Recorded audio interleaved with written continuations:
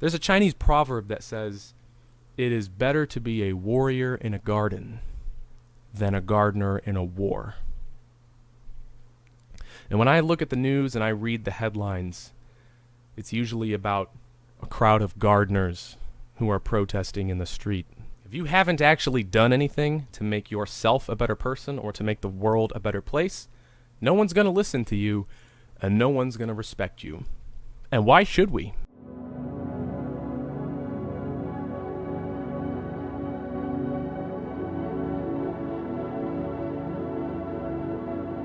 Let's have a much needed conversation about victimhood and all of the problems it's creating in our society. Now, I know I said victimhood and that's a buzzword, so a lot of you are already discounting everything I'm about to say. You probably already hate me. That's fine. You can dislike the video, leave a comment down below. Just try to be open-minded. Maybe listen to what I have to say, read some other comments. You can be as mean to me as you want, but try to be respectful to each other.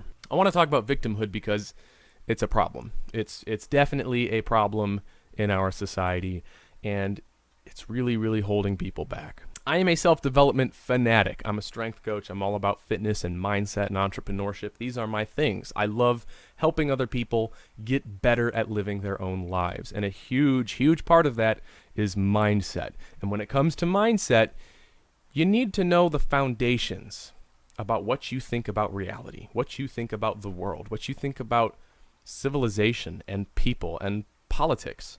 These are important ideas because they're laying the groundwork for everything else that you're going to build, and it all starts up here.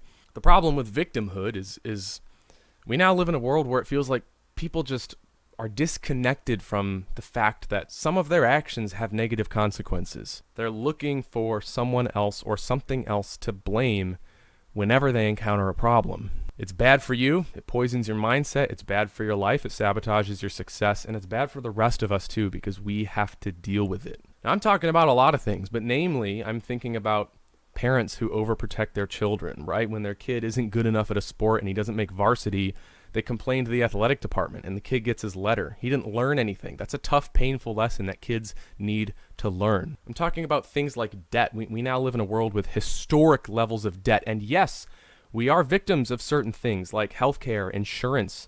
I'm talking about things like the cost of college. That's another discussion. But I'm also talking about kids who are 27, living in their parents' basement, who are spending thousands of dollars on gaming consoles or a new car. People just don't seem to understand the severe implications of their spending habits. I'm talking about people who are severely overweight, who also want taxpayers to provide free health care. But they're not willing to even read a nutrition label or learn how to count calories or take the stairs at work. And we have to foot the bill for that? I'm talking about even more political things. I'm going to get edgy here. Policing, right? There are rules. They're called laws. They might not be perfect, and we can change them through orchestrated action. I'm all for that. But when police officers tell you to do something, you have to listen. If you fight with a law enforcement officer, you're going to get hurt. That's a consequence. I'm even talking about things like abortion, which amazingly people are treating as like a level alternative to condoms now. If you do that, there are consequences. You can get pregnant. And it's so easy to avoid some of these consequences. It boggles my mind because it's very easy to avoid lots of these things, but people are still acting like they're victims of these things. Like I said before, there are rules to this game. Life is a lot like a game. If you don't know what I'm talking about, go read or watch a video about game theory. It's super, super interesting. But there are rules to this game that we live in called life, and we created some of them. Nature created the rest. Obviously, the ones that we created, socially constructed rules, you might say, those can be changed. Usually takes a lot of work.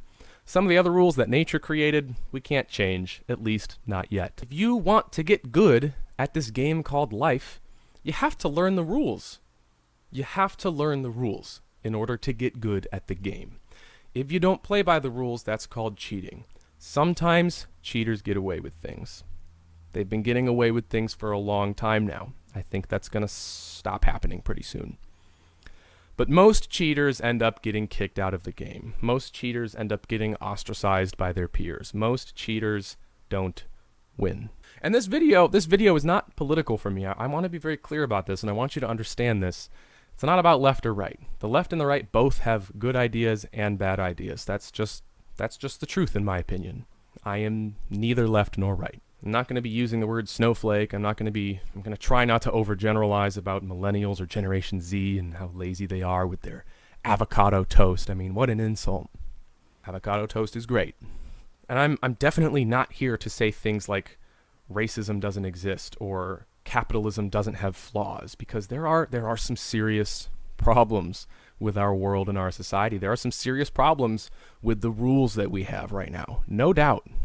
People are victims of certain things. Absolutely. There are a ton of things that I could reliably, with 100% certainty, claim to be a victim of, right? My parents, there's no perfect parents out there, right? The education system I was brought in, the culture I was brought up in, the religious beliefs I was brought up with. I can blame a ton of things. Things are complicated, they're nuanced, they're interconnected. You are a victim of certain things.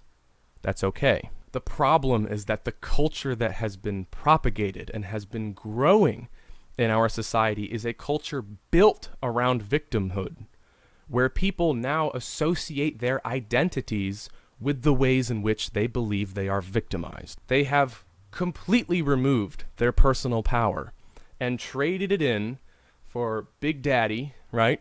Mommy government, mommy school board, parent-teacher association, whatever. They've traded their power in so that they can be helpless but safe and protected by some sort of authority who's looking out for them, who's going to punish all of the people who did, their own little part in everything that went wrong in your life. The victimhood mindset, it's a persecution mindset, and it's almost become a worldview today. People are now more problem-oriented than they are solution-oriented, and what I mean by this is people look at their life and they view it through the lens of their problems. They look at their family. What are the problems with my family, and who's responsible? Whose fault is it that this happened? They look at their job. What do I not like about my job? What do I not like about my salary? And whose fault is it? They're constantly looking for problems, whereas all of the other people out there, the few who are left, the few who are solution-oriented, look at their life and they say, okay, well, here's my problems. What can I do about it? What can I realistically do to actually change something, to physically change something in my reality right now, or maybe tomorrow? People don't think like that anymore. They view the world through a lens of problems. The truth is that the best way to excel in life and make a real difference in the world is to first improve yourself, to make yourself better. Because anyone with a little bit of discipline, intelligence, a little bit of grit, a little bit of perseverance can radically improve the quality of their life through self-development and cultivating a positive growth mindset. Anyone can be resourceful and find the things that they need to do this. You can read books, you can go on the internet, you can watch YouTube videos like this one, you can talk to people who are better than you can study, you can practice, you can learn. The problem with these things is that they're hard. It's easier to just complain and try to get things handed to you. That's just the truth. And look, we've all done that. A lot of times in today's world, you're actually expected to do that first. You're expected to report the bully. You're expected to talk about discrimination and file a claim. You're expected to do that before you look at yourself, before you look at your resume, before you ask, what did I do wrong? What could I actually have done better to change that outcome? We've completely flipped it. We live in a world of victims now. And I'll be the first one to admit that I'm not perfect, right? I have had my fair share of moments where I have shifted the blame and shifted the responsibility to someone else because it was the easier thing to do. I have many moments I'm not proud of where I've done that. When I had a really rough go getting my college degree and I started a business and the business was failing, I looked for every reason I could to explain why nothing seemed to be working for me. I read lots of articles and decided that I probably had ADHD. I went to 3 different psychiatrists. They all diagnosed me with adult ADHD. I tried all kinds of medications. I did the whole thing. I wanted that so badly to be an excuse for me. Oh, I have ADHD. That's why I couldn't get into medical school. That's why I dropped out of that college and lost my $400,000 scholarship. That's why my business is failing. It's just because I can't focus. It's my brain. I I really, really wanted that out. And I'm not proud of that. But going through that and realizing that the pill didn't fix my problems, the excuse didn't fix my problems, and that nothing in this world, no other person, no other organization could make me better than I actually was, except for myself, it completely changed me. It changed my outlook on everything. And if you need to have a moment like that, then I want this video to help you get closer to having that moment. Life is really complicated. The results you get will always be mixed. It's, like I said before, it's nuanced. Everything is connected. It's complicated, and external events, other people, society, politics, all kinds of stuff are going to play a huge role in how your life ends up going and what you end up doing and what kind of shape you end up in. You're not always in control. I would argue you're never in control of anything, never in complete control. But ultimately, you hold the most control. You have the most power over your life because you can control the way that you react to everything. You can control the way you view everything. You can control the way that you think. You have a little bit of power in your life, but it's way more power than any other thing has. And the moment you realize that, you realize that your life can take a hyperbolic shift in a good direction if you leverage that power. It's easier to look at yourself as a victim, though, because it allows you to keep doing what you've been doing. When you realize that you actually have more power than you think, and you realize that your life isn't going the way you want it to because you haven't been doing the things that you need to, that's an empowering moment, but it's also a terrifying moment because you're going to want to just keep doing what you've been doing. Your brain is used to it. Your family's used to it. Your friends are used to it. You're used to it. And you're probably not going to want to change because it's painful. And there's always that little tiny chance, and your brain will constantly remind you of this. There's that tiny chance that someone will randomly come along and give you all the things that you've been wanting. And a lot of people choose to take that chance instead of going through the pain of growth and self-development. But the more you work on yourself and the more you improve yourself, the better results you're going to get in life. You get out what you put in. Because life itself, society, right? Human society is organized into hierarchies. A lot of people don't like this fact, but it's very well documented by the literature. For example, tall, athletic men who can dribble and dunk really well, they're the ones who make it into the NBA. Unfortunately, short guys who can't jump don't make it into the NBA. That's a hierarchy of competence. The majority of men like healthy-looking women with large hips and a healthy body composition. The reason for that is simple. Those women are healthier, they're going to have healthier babies. That's an oversimplification, but it illustrates the point.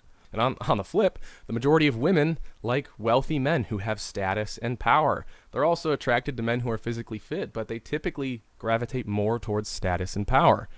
The grossly oversimplified reason for that is that those men have more resources. They'll be able to take care of them better and take care of their kids. Hopefully, they'll even have kids who inherit some of that status and some of that power from the man. Higher IQs are directly related to the odds of financial and professional success. More attractive people are more likely to get a job and less likely to go to jail than less attractive people. You want to be CEO of a 7-figure company? Well, you've got to be willing to work 80-hour work weeks. Most people aren't willing to do that, and that's why most people aren't filthy rich. You act differently around your manager than you do around your coworkers, and you act differently around your coworkers than you do around your subordinates. These are just the rules of the game. Still, here in 2020, these are still the rules of the game. And none of this is random, okay? This is human nature, and in a lot of cases, this is just nature, because a lot of other animals act this way. This stuff kind of makes sense when you sit down and really think about it. These are small pieces of the whole truth that comprises what is human social interaction. Now, are all of these things fair? No, not always. The world is actually full of injustice and hatred and malevolence. The world will crush you, and it will crush you very quickly if you are weak and unaware. And if social institutions crumble, if the rules start to change very quickly, the people who don't know these things, who are not aware of themselves in the way that they think, they will be the first ones to get crushed. Because these hierarchies are strong. Their roots go very, very deep. And these hierarchies serve many purposes, more purposes, way more purposes than just conserving power. You can't easily change a social structure that was built over thousands of years by human nature. That's like trying to change human nature. And if you infringe on human nature, if you try to change it and you're not prepared, you risk the wrath of human nature. People depend on these hierarchies to feel safe. And if people don't feel safe, they do what a cornered animal does. They get violent. Do not pretend that you understand human nature. And don't fool yourself into thinking that you are as innocent as you might think you are. We are animals. Changing these things is difficult. Creating real change in a human society is difficult. In fact, it's warfare. Oftentimes, people die to change the societies that they live in. All you have to do is look back at human history, and the trail of dead bodies and burned cities is so traumatizing that it will literally just steal the air right out of your lungs. Human history is filled with a small number of people who changed the world and a unfathomable number of people who tried and were punished because they failed. And therein lies part of the problem. We now have multiple generations of young people who were raised in this honorable mention society, brought up and educated by soccer moms, parent-teacher associations, single mothers, and initiated by soft, weak, passive fathers, or by no father at all. Millions now of young men and women who never bother to look up from their phones have completely ignored human history. They're ignorant of the very real sacrifice of their ancestors, the billions of people who came before us, who went through a lot of horrible things to build the world that we're living in right now. The men who died in battle, all of the mothers who died during childbirth, the entire tragic and noble saga of human history lies forgotten for the most part. People only know what they're told in school, and of that they forget 90%. And a lot of young people today are only aware of the things that our ancestors did that were wrong, because for some reason, judging the past by current moral standards has become trendy. It offers little use to gaining an accurate historical perspective. It offers little use to learning from the past, which is an absolute treasure trove of wisdom and knowledge. But people don't care. They don't read, and they don't see the connections. We all have hundreds of chains tied to our legs that go back into the past, and to ignore the connections we have to the past is beyond idiotic. We live in a world now where there's no great war, there's no scientific revival, there's no religious awakening, there's no economic depression, there's no genocide, there's no prison camps, no famines, no land invasions. There is a pandemic, but it pales in comparison to the pandemics of the past. What is the hardest thing that most young people have ever had to do in their life? Give a speech in public speaking class? Get a new job? This is going to sound stupid, but it's kind of true. Sometimes the worst thing that happens to kids these days is their picture doesn't get enough likes on Instagram. I mean, we don't know what real suffering is like. People alive today have no connection to what real suffering is. And if you read true history, I'm not talking about history class, I'm definitely not talking about History Channel. If you read some real books, if you watch some documentaries, you can start to understand what suffering is, and you can start to understand the blood and the sweat and the tears and the death and the destruction that actually went into building the world that we live in. And you can start to get a perspective that tells you something. Sometimes I ask myself if our society has lost its values, like if we have actually lost our values. And my answer is still a quick and stern no. But I don't know how much longer it's going to be quick and stern. People still know inside what they should be doing. Most people still know what they're doing wrong. Most people know when things are their fault. It's just that our subconscious mind, the part of our mind that answers questions before we actually do with our own words, it's become so trained and so tough and so difficult to overcome that a lot of people have actually forgotten to look at themselves first. Getting your life in order is not easy. It's very difficult, especially if you have a messy life. But a lot of us are used to just shrugging that off. We're used to ignoring it. We've grown soft and passive and weak, closed our eyes and become unconscious. Very few people are actually prepared for a world that starts to change again. And if you look at history, the world changes frequently. 50 years is not a long time. 100 years is not a long time. 2020 has been a weird year. I do think things are starting to change. Things are starting to shift. I have no idea how. I have no idea how crazy it's going to get or in what way or what direction it's going to shift. But people do need to start getting prepared, and they need to start taking inventory of themselves, because very few of us are ready. Very few of us are ready to actually be tested by something that's actually very difficult. Very few people are prepared, and in the natural world, that's a death sentence. You can kind of skate through life, especially in the United States. You can kind of just float by. You can get by without doing too much at all. But if things shift, it's a death sentence.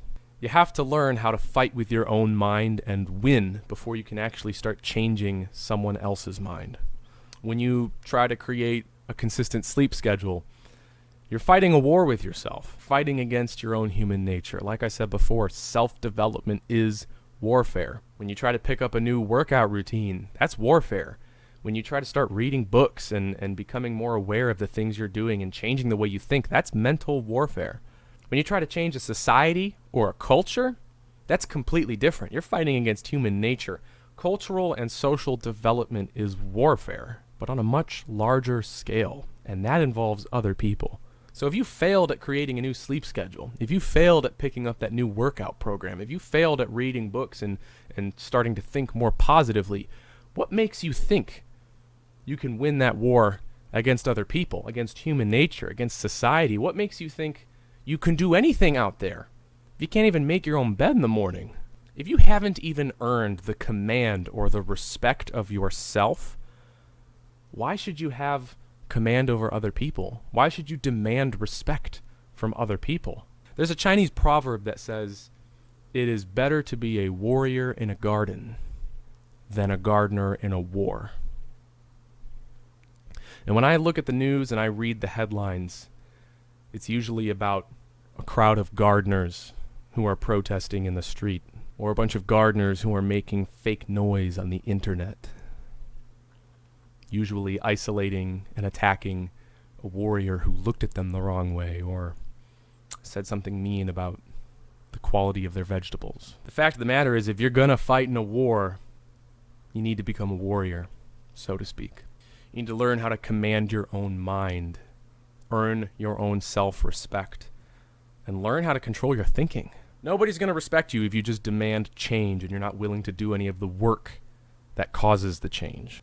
Putting a colorful yard sign in front of your house, that's not work. Tweeting a black square, that's not work.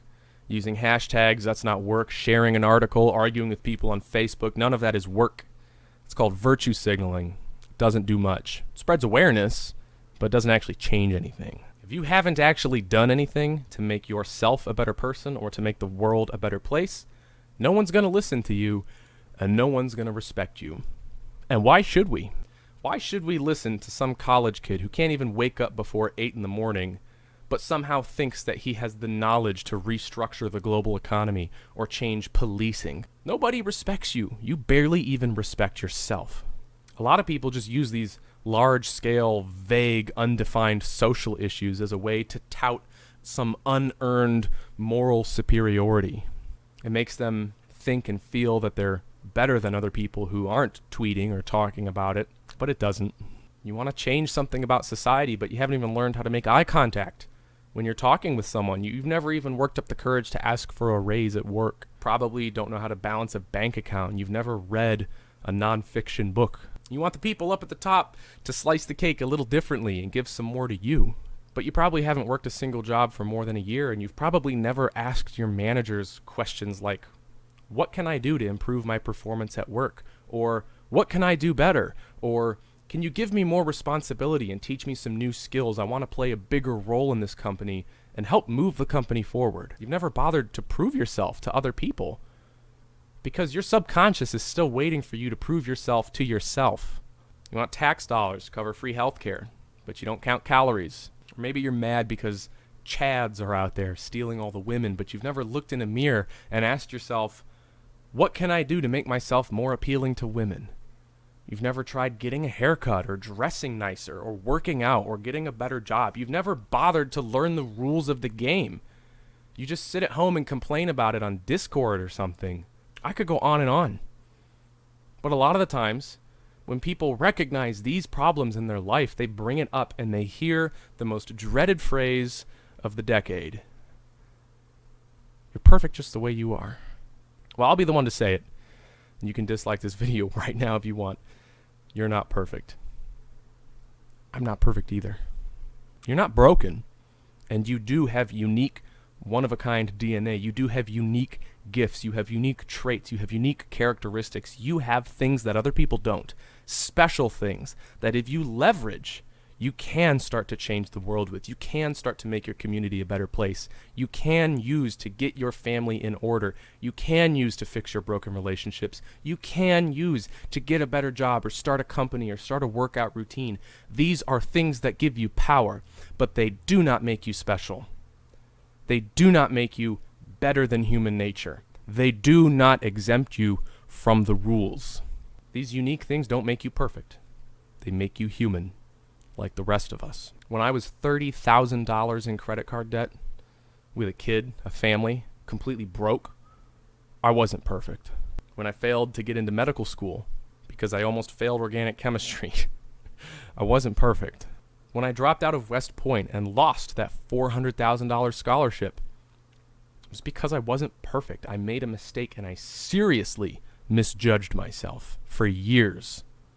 I had to work my way up to that mistake. I'm still not perfect. On the grand scheme of things, I am just a little worm, a pathetic little worm with huge goals. And I'm very far away from accomplishing them. But I understand that. I understand all of these things. I understand the rules. And I know that this is how it works. This is how I work. This is how my mind works. This is how society works. This is how nature works. And because I understand these things, I'm still able to love myself within a degree of reason. I have balance. Your ideas might be great, and your potential could be nearly limitless. But a smart person who doesn't act on their knowledge is no better than a stupid person. If you have knowledge but you don't use it, it's the same as not having knowledge at all. It's like being an opera singer, a professional opera singer who can't open their mouth. A lot of people see things, they see great things, they see a better world, but they don't know how to start making it a reality. They don't know how to actually manifest change in their lives. I know a lot of people like this. I call them dumb, smart people. The kind of person who gets depressed and bitter and resentful, and they're always whining and complaining. There are people who have really good ideas, who are usually right about a lot of things, but they don't know how to get their life in order, and they spend all this time, they waste all these years dreaming and getting frustrated because nothing around them changes, because they haven't realized that the only thing stopping their life from changing is them not changing the way that they think, not changing the things that they do every day. They don't know how to prioritize. They're just missing the first piece of the puzzle, and the first piece of the puzzle is to start working on yourself right now. Start making yourself better. Because when you start making yourself better, other people notice. Hey, have you been working out? You look really good. You're getting some muscle. You're losing some weight. Hey, nice new car. Did you get a raise at work? Wow, you just went over to that crowd of people and started a conversation. I've never seen you do that. You used to be so shy. Have you been, practicing? Romantic interests start attracting you. Managers and employers start seeking you out. Things start to change very quickly. You become powerful.